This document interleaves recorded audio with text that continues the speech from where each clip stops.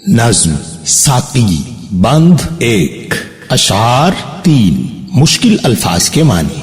बादाकश शराब पीने वाले, आबे बकाए दवाम आबे हयात हमेशा जिंदा रखने वाला पानी, हंगामा गुस्तरी हलचल या अफरा तफरी, नशा पिला के गिराना तो सबको आता है, मजा तो जब है कि गिरतों को थाम ले साकी। जो बादाकश थे पुराने वो उठते जाते हैं, कहीं से आबे बकाए दवाम ले साकी।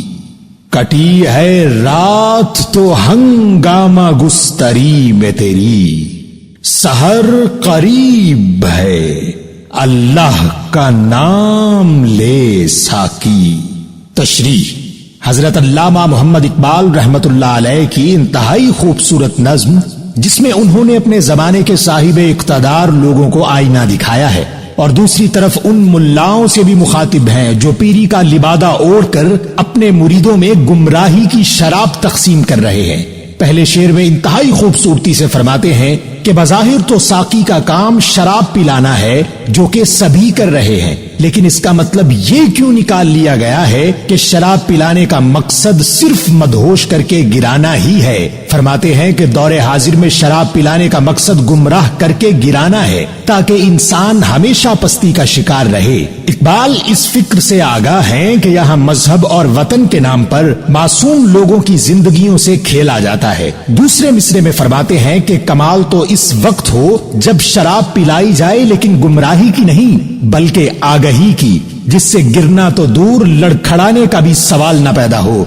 साकी ऐसा होना चाहिए जो हर गिरने वाले को संभाले, इसे अच्छाई की तलकीन करे और हर लम्हा इसका साथ दे।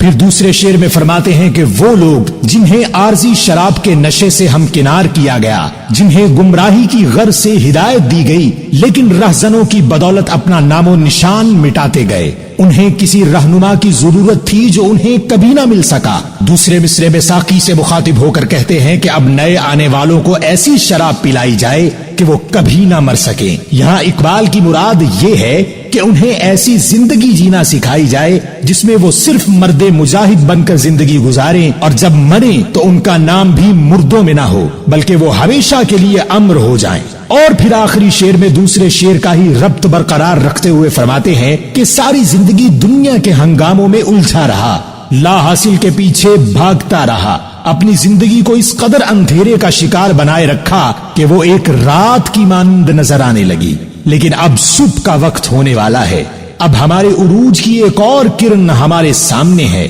अब हमें दोबारा अल्लाह का नाम लेकर आगे बढ़ना है और दोबारा बुलंदियों को छूना है, क्योंकि आखिरकार इस कौम का मुकद्दर बुलंदी और ताबनाकी ही है।